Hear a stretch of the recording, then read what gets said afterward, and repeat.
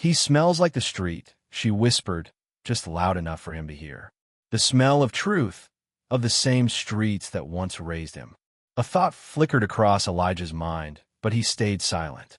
Not with a shout, not with sirens, just a whisper, soaked in Chanel No. 5 and shallow cruelty.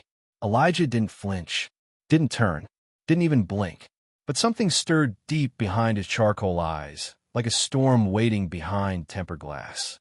Not rage, not even humiliation, just disappointment, a quiet, aching kind. The kind only a man of 55, who's seen too much of the world repeat itself, can carry. His name was Elijah Monroe, CEO and founder of Monroe Equity Group. He wasn't wearing a diamond ring, but the calluses on his fingers held the weight of deals that moved millions. Deals that this very bank depended on to stay afloat. Today, he wore no title, no Rolex, no custom-tailored suit, just a navy hoodie, sneakers, jeans, presence, unassuming yet undeniable, and a purpose. This wasn't the first time he tested people, but might be the last time for this branch. The complaints had stacked too high. Racial profiling, elder disrespect, tone-deaf snobbery toward working-class clients. Too many reports to ignore. And one, far too personal. His friend Marcus, now a janitor, had messaged him just last week. "Brother, they made me wait outside in the rain to cash my check. Said policy changed. Funny how that policy only ever applies to me." The rain hadn't yet dried from Marcus's salt and pepper hair when he sent that text. Elijah could feel the quiet humiliation in every word. So today he walked in, alone, silent, deliberate. But to them, he didn't walk in. He appeared, an unwanted glitch in their curated space. Too dark, too plain, too unfamiliar. The security guard moved first, mid-40s, proud gut, was cut full of authority issues. "Excuse me, sir," he barked. "This is a private financial institution. You're not allowed to loiter here." Elijah tilted his head slightly. "I'm here to conduct a transaction." "What kind of transaction?" the guard snapped. Before Elijah could respond, she spoke. "Brooke Myers, branch manager, powder pink blazer, latte lipstick, judgment buffed to a mirror shine." She looked at him like he dragged in mud. Didn't ask his name, didn't ask for ID, didn't ask anything. "Sir," she said, dripping with that fake polite tone reserved for people who don't belong.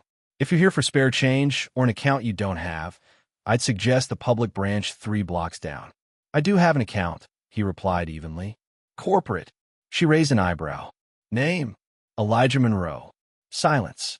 Then laughter and dismissive. That's when Elijah looked up, toward the corner of the ceiling, where a red light blinked from the security camera. "Does that record audio too?" he asked. "Why?" Brooke frowned. Elijah smiled.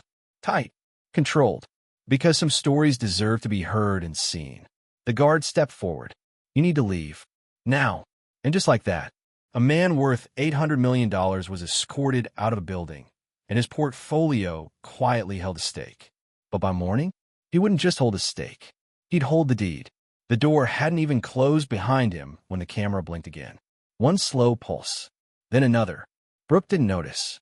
She was too busy smoothing her blazer and flipping her hair, smiling smugly at the security guard as if they'd just saved the bank from a potential shoplifter. "I swear," she muttered, "they just walking like they own the place." The guard chuckled. "Yeah, good call, Brooke. That one was off." Neither of them noticed the silent nod from the teller across the room. Gina, a woman in her 60s who'd been working that branch longer than either of them had been in finance. She didn't say a word. She didn't have to. Her fingers moved quickly under the desk, pulling up the last 10 minutes of surveillance, dragging the timeline back. Click. Play. She watched. She didn't blink when Elijah said his name. She did blink when Brooke laughed. And she paused the feed, right as Elijah looked up toward the camera, that subtle fire still simmering behind his eyes. Gina exhaled, then opened a new email. Subject line: urgent, potential PR disaster, downtown flagship branch. Across town, in a floor-to-ceiling glass tower, an assistant VP named Nathan Kim was sipping overpriced oat milk from a mason jar when the email pinged. He almost ignored it. Then he saw the thumbnail. The moment Brooke laughed. He clicked, watched, froze. He knew that face. Everyone in the corporate team did. They had seen it in press releases, Forbes articles, and annual fundraising galas. Elijah Monroe. Private, precise, powerful. And he had just been humiliated on camera by a mid-level manager and a rent-a-cop who couldn't ID a legend if he walked in wearing crown. Nathan didn't breathe. He just forwarded the email. To legal. To HR. To the executive suite. He added only one line. We need to talk. Now. Back at the branch, Brooke was laughing again. Did you see how he tried to act all calm? Like he belonged here. The guard snorted. Yeah, probably some local is trying to fake it. Hoodie and all. Can't make this stuff up. They still didn't know. They had no idea the wheels were already turning. That Elijah's quiet stare into that blinking red light wasn't just awareness. It was intent. Intent to let the system show its teeth on camera. And it had. Now, it was time for the system to taste its own bite. For blocks away, Elijah sat in the back of a silent town car. He didn't speak, didn't check his phone, just looked ahead through the windshield, expression unreadable. But in his palm, it was a folded note. From Marcus, still damp at the edges, still smelling faintly of that damn rain. Elijah opened it again. Read the final line for the fourth time. Some of us never had the right to walk in. But maybe you're the one who finally walks them out. He closed his eyes. The town car turned left, toward the building he was about to buy. Brooke was halfway through her vanilla oat latte when the call came in. Not her desk phone. Her personal cell. Private. Unlisted. Known only to a short list of regional executives and corporate contacts. The screen lit up. Janet Price, Senior Risk and Compliance. Brooke froze. The name alone sent a chill down her perfectly ironed blazer. Janet wasn't someone you ever wanted calling you. She answered. Hi, Janet. What a surprise. Brooke, the voice cut in, calm but razor-edged. Tell me exactly what happened this morning. Starting from 9:04 a.m. Brooke blinked. Excuse me. We've received a flagged incident from surveillance. Audio and video. Downtown branch. A man named, a pause, Elijah Monroe. Brooke's stomach dropped. She felt the warmth leave her fingertips. There was a pause. A long, guilty silence. Brooke, Janet's voice returned. You're on speaker. General Counsel is here with me. I didn't recognize him, she stammered. He didn't look like a corporate client. Janet's voice didn't change. Do you typically determine account status based on appearance? Brooke opened her mouth, then shut it again. The room felt suddenly too small. We'll be reviewing your full interaction, Janet continued. You'll receive a calendar invite for a meeting at headquarters this afternoon. Please be prepared to explain your decision-making process, preferably without needing counsel. Click. The line went dead. 10 minutes later, 3 other people got calls. One from legal, one from internal communications, and one from the board secretary, requesting availability for an urgent closed session briefing regarding a potential reputational exposure involving a high net worth partner. That partner hadn't spoken a word to the press, hadn't tweeted, hadn't made a scene. He didn't need to, because at that moment, Elijah Monroe was standing in the lobby of a private law firm on the 42nd floor of Park and Griffin Tower, a place whose initials were quietly engraved at the bottom of half the bank's contracts. He walked through the glass doors. The receptionist stood up immediately. Mr. Monroe, she said, bowing her head slightly. Conference room 7 is ready for you. Everyone is waiting. Elijah nodded once. Didn't smile. He stepped inside. A dozen people around a long table turned to face him. Attorneys, strategic advisors. One man in a 3-piece suit who used to work for the SEC. No handshakes. No small talk. Elijah placed a manila folder on the table. This, he said calmly, is everything I needed to confirm. He opened it. Inside were screenshots, email copies, internal policy memos, and a printed transcript of Brooke's entire interaction. I'll be exercising my rights per Clause 7.2, Elijah said. Effective immediately. There was a sharp intake of breath from the SEC guy. You're serious? Elijah looked him in the eye. I don't bluff, and I don't wait for apologies. Someone clear their throat. Mr. Monroe, do you intend to go public with this? Elijah paused, then quietly replied. I intend to go permanent. The boardroom on the 29th floor had never been this quiet. Usually, meetings were filled with clinking coffee cups and meaningless jargon about quarterly growth strategies. But not today. Today, there were no donuts, no small talk, just 10 people in suits, waiting to be told how badly they'd screwed up. At the head of the table, David Langston, Regional Director of Client Relations, adjusted his tie for the 5th time in 3 minutes. His forehead was shiny. His coffee is untouched. He was sweating before the meeting even began. On the far end, Nathan Kim leaned forward, elbows on the table. He was the only one who had watched the Elijah Monroe video more than once. On loop, in fact, with growing horror. "We're not just dealing with a PR problem," Nathan said. "We're dealing with a man who could pull 8 figures in capital out of our books, without warning." David scoffed. He wouldn't do that. Elijah Monroe has been a partner for over, 12 years. Exactly, Nathan snapped. And in 12 years, you still don't recognize his face when he walks into a branch. Silence. On the projector screen behind them, a pause frame from the security footage still glowed. Elijah's eyes stared into the camera. That look didn't say hurt. It said calculation. Meanwhile, down at the flagship branch, Brooke was pacing her office like a trapped animal. Every 30 seconds, she checked her email again. Nothing new. No updates. No guidance. Just a calendar invite labeled. Meeting with corporate, 3:15 p.m., room 22B. The glass walls of her office suddenly felt transparent in the worst way. She could see people whispering outside. Someone at teller number 2 definitely glanced her way, then looked down quickly. Even the security guard who had her back that morning was keeping his distance now, fiddling with his phone. She closed the blinds and sat. Hard. Back upstairs, the boardroom lights dimmed as the projector clicked to the next slide. Title: Contingency Scenarios, Partner Withdrawal Risk. Nathan stood. Elijah's company has partial ownership of 5 of our commercial mortgage-backed securities. If he pulls his capital, or worse, informs his network, we're looking at cascade effect. Someone muttered, "Jesus." Another cleared his throat. Has he said anything? Tweeted? Called anyone? Nathan shook his head. That's the worst part. He hasn't said a thing. No press. No legal threats. No noise. They all knew what that meant. He wasn't looking for attention. He was building leverage. Then David spoke, his voice suddenly brittle. What does he want? A pause. Then Nathan answered. I don't think he wants an apology. He walked to the screen, clicked on a final slide. Just a photo. The deed to the building. Signed. Time-stamped. Transferred into a private holding company this morning. Gasps. One woman covered her mouth. David stood so fast that he knocked over his chair. Wait, he already? Yes, Nathan said coldly. Elijah Monroe didn't just own part of this bank. He turned to face them.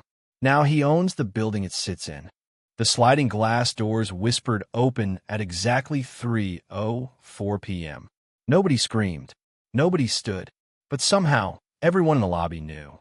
They didn't see a man. They saw a shift. Like the wind changing before a storm. Like the ground giving a quiet warning before it breaks. He walked slowly, not because he was tired, but because he had no reason to rush. One hand was tucked in the pocket of a dark overcoat. The other resting on a polished black cane, subtle, elegant, unnecessary. Elijah Monroe had returned. The same floor, the same marble, the same building that had rejected him 7 hours earlier. But now, it belonged to him. Behind the counter, the new receptionist, barely 22, still learning how to spell Monroe equity without Googling, froze. He recognized the face. Everyone in the corporate world did. Good afternoon, sir. Can I? Elijah walked past him without a word. Not rude. Not cold. Just focused. He moved through the lobby like the air parted for him. Like the space adjusted to accommodate who he was. Not how he looked. Customers stepped aside. Tellers lowered their voices. The manager on duty reached for her ID badge out of sheer nervous habit. Elijah didn't look left or right. He walked directly toward Brooke Myers' former office. Inside, the door was unlocked. The blinds were still drawn. He stepped in. The scent of old perfume and panic still hung in the air. Her chair was pushed out like someone had left in a hurry. Elijah walked to the window and opened the blinds. One panel at a time. No rush. No drama. Let the light in. Let the city see. Then he sat in her chair, and for 10 full seconds, he didn't move. He just looked at the walls, at the certificates, the framed quote behind the door. Excellence is not an act, but a habit. The irony almost made him smile. Almost. He opened the desk drawer, found a notepad, pulled the pen from his coat, wrote one line, tore the paper, folded it once. No more. When he stood, the leather seat hissed behind him, as if it too exhaled. He walked back out, and as he passed the open office space, heads turned, then quickly turned back. But some eyes lingered. A young black woman at teller number 3, an older gentleman by the loan desk, a security guard who stood a little straighter this time. He approached the front desk again, placed the folded paper down gently in front of the receptionist. Deliver this to Janet Price's inbox. Mark it urgent. Yes, sir. Elijah nodded, turned, walked out, but he hadn't gotten in the car yet. Across the street, tucked into the corner booth of a narrow window cafe, sat Marcus, still in his janitor uniform, still with that same tired grace in his shoulders. But this time, his chin was lifted. He raised a paper coffee cup like a toast. Elijah met his gaze and gave a slow, deliberate nod. No words, just acknowledgement.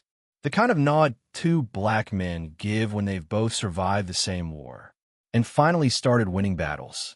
Inside the folded note, just one sentence. We begin removals tomorrow. I suggest the keys be ready. The hallway to room 22B felt longer than usual. Brooke adjusted the collar of her blazer for the 3rd time. She hadn't spoken to anyone since the call. Her phone hadn't buzzed. Her inbox remained frozen. And now, every step echoed louder than it should. At the end of the hallway, the door was already open. Inside, the room was silent. Not tense, not aggressive, just clinical. 3 people sat at the long table. No one smiled. No one stood. On the wall, a flat screen displayed a paused video. Elijah Monroe, mid-sentence, looking directly into the lens. That stare again. Not vengeful, just final. Janet Price, Senior Director of Risk and Compliance, gestured to the chair opposite. Ms. Myers, please have a seat. Brooke obeyed. She didn't recognize the other 2 people until she saw the nameplate. Eleanor Vasquez, Executive Counsel, and beside her, George Mallory, Division Audit. This wasn't a scolding. This was a removal protocol. Janet spoke first. We're reviewing your actions this morning at 9:04 a.m. Before we begin, I want to be clear. This is not a disciplinary conversation. Brooke blinked. It's not. No, Janet said calmly. This is a conversation about risk mitigation. Eleanor slid a document across the table. Your NDA. Please re-sign for this session. Brooke stared at the paper. She'd seen that form before, but only when someone was being processed out quietly, without headlines, without lawsuits, without a trace. Her hands trembled. I didn't mean. You laughed at a man who owns a controlling interest in the very building you work in. George cut in. His tone wasn't angry. It was exhausted, like he'd cleaned up this kind of mistake before. Did you know Monroe Equity underwrites 3 of our regional expansion funds? Eleanor asked. No. Did you know their capital holds a veto on our Q3 real estate initiatives? No, Then, that's the problem. Janet leaned forward. Elijah Monroe didn't ask us to fire you. He didn't even ask for an apology. He simply forwarded this. She tapped a folder labeled Quiet Exit Terms, with a request for internal review. Brooke swallowed hard. So you're firing me? Janet's eyes were steady. No. That almost gave Brooke hope. We're dissolving your position. Her breath caught. You can't do that. Actually, Eleanor said, we can.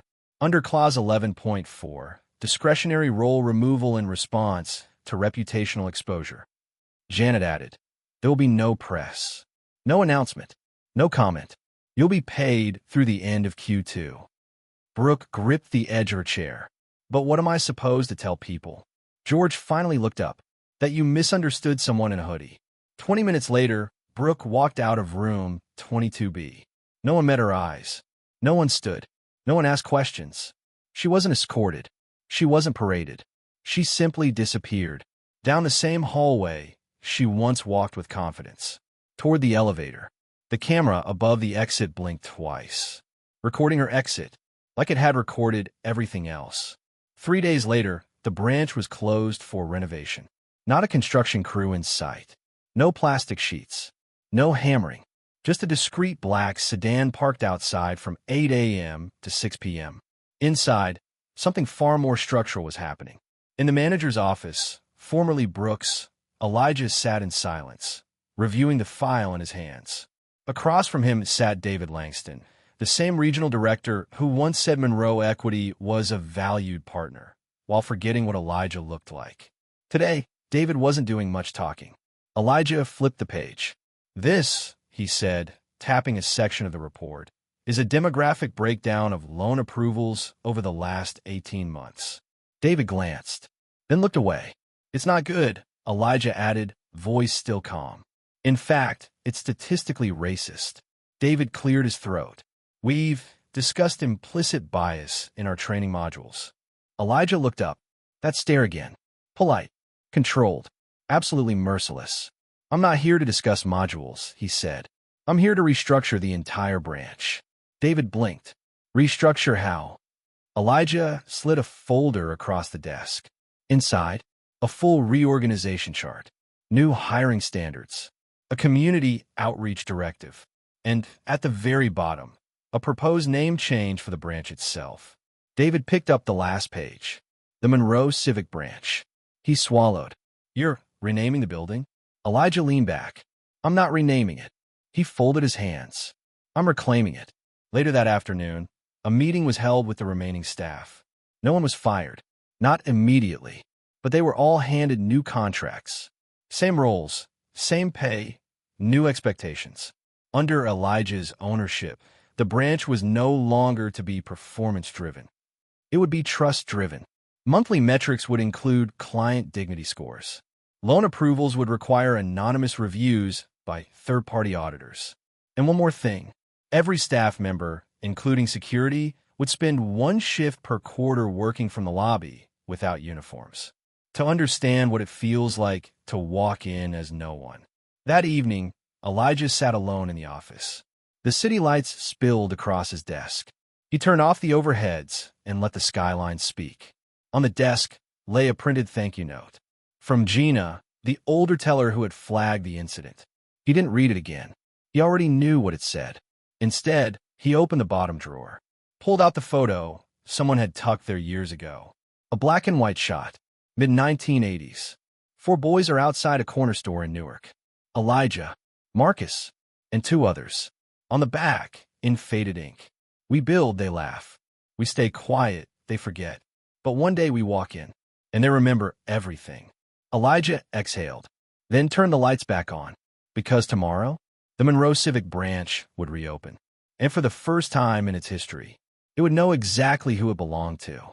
The headline was small, tucked in the corner of a finance blog no one read unless they were panicking. "Minority-owned equity firm acquires landmark bank property in quiet deal." No photos, no press release, just a vague line about strategic real estate repositioning. But the people who mattered, they saw it, and their phones started buzzing. At the headquarters of Lockwell Trust, the CFO forwarded the article to the CEO with just 3 words. "It's Monroe confirmed." At Oakhurst Lending, an emergency meeting was called to review all exposure to Monroe equity portfolios. At Breslin Investments, a senior partner requested a personal meeting with Elijah. The assistant replied, "He's not taking appointments right now." Not because Elijah was hiding, but because he didn't need to explain anything. He had already said everything he needed to say by staying quiet. Back at the Monroe Civic Branch, the atmosphere had shifted entirely. The new sign hadn't gone up yet, but the culture already had. Staff now hold doors open for everyone.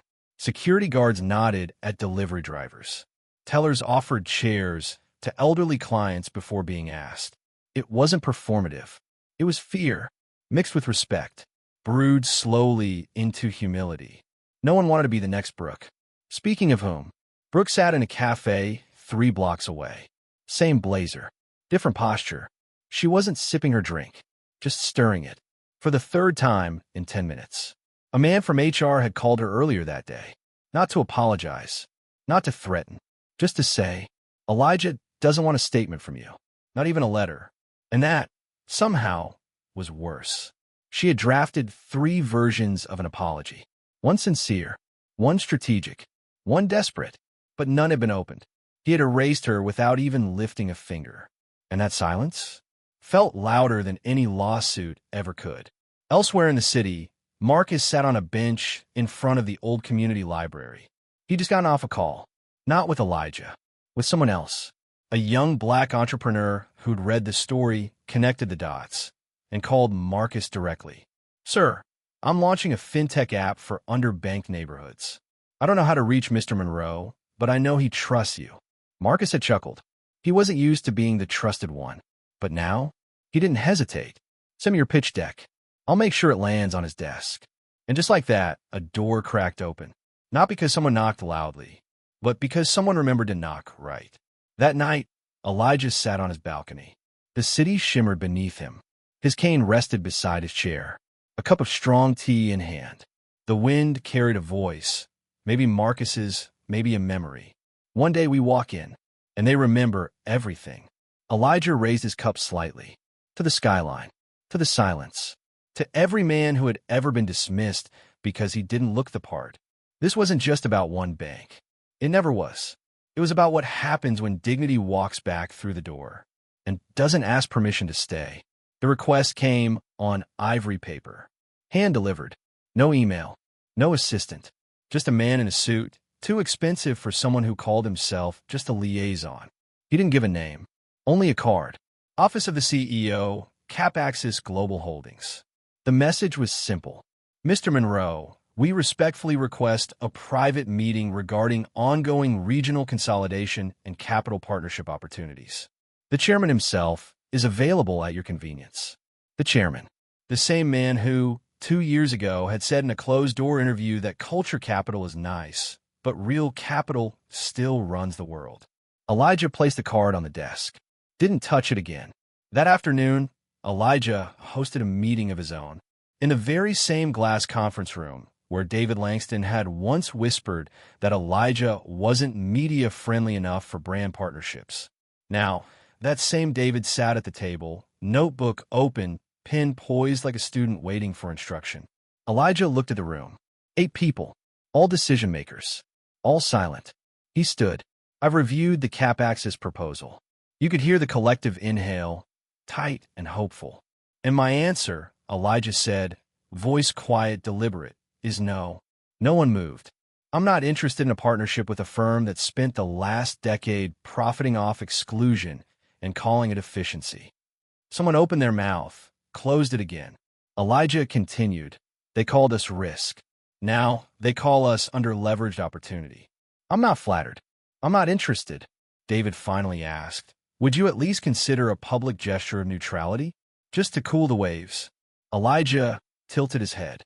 "Neutrality," he said, "is the luxury of people who were never dismissed at the door." He turned, walked toward the window. Outside, the new sign was being installed. The Monroe Civic Branch. Simple, black letters, clean steel. Underneath, "Access is not a favor. It's right." Elijah turned back to the room. "If they want access to this network," he said, "they can stand in line like everyone else." No one argued. They just took notes.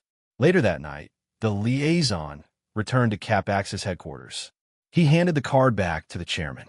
No words. The chairman stared at it, silent, then muttered. He didn't even take the meeting. The liaison shook his head.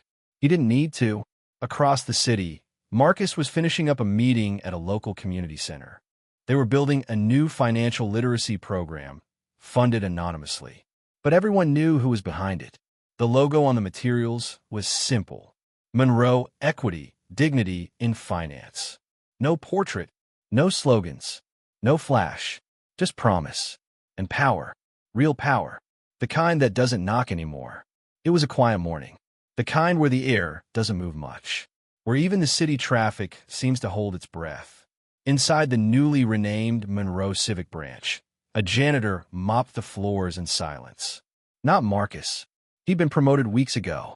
This was someone new, young, nervous, but taking his time to do it right. Elijah watched him for a moment from the lobby balcony, then turned to the side wall. A new plaque had been mounted there just that morning. No gold, no marble, just brushed steel. It read, "This branch stands for every man and woman ever turned away because they didn't look the part. For every silence mistaken for weakness. For every door that stayed closed too long. We don't wait to be invited in anymore. We own the building." Elijah traced the edge of the plaque with his fingertips, then stepped away. Later that day, a school bus pulled up outside. 20 students, maybe more, stepped out with wide eyes and clipboards. Their teacher, a young black woman with tight curls and bright eyes, ushered them in. "This is part of our city history project," she explained to the teller. "They've all read about Mr. Monroe's acquisition. They're doing reports on modern civic leadership."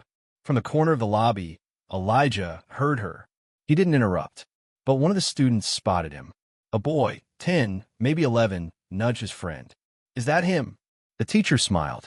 "Yes, that's Mr. Monroe." The boy walked over. Didn't say anything at first. Just stood there looking up. Then he spoke.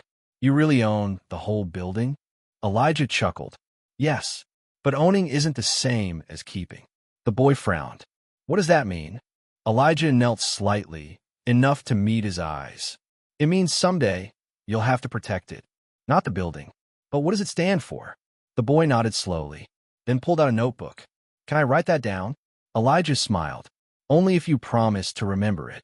That night, Elijah returned to his apartment. He poured himself a glass of water, turned off the lights, let the city glow spill across the floor. He didn't need noise, didn't need headlines.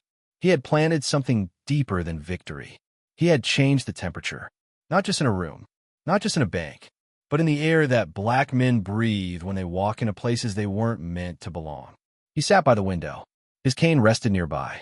His phone buzzed once, then silenced. He didn't answer, not because he was finished, but because he was just getting started. Some men walk in with loud voices. Others walk in with quiet power. The kind you only recognize when the whole room suddenly stops breathing. Elijah Monroe never asked to be celebrated. He never raised his voice. He never raised a fist. He simply raised the standard, not just for himself, but for every man who'd ever been told, "Wait outside. You don't belong. You don't look the part." And in that silence, he built something louder than protest. A new protocol, a new memory, a new map for how we show up and what we refuse to apologize for. Because dignity isn't something you get from a dress code. Respect doesn't come from a title on your door. And legacy? Legacy is built one quiet no at a time, to every system that forgot your name. So next time someone looks at you and only sees the hoodie, you remember Elijah. You remember the marble floor he walked across, not with rage, but with reason. And ask yourself, what building are you going to walk into? And when you do, will they remember everything? This is Story Precious. And if this story stayed with you, don't just like it, live it.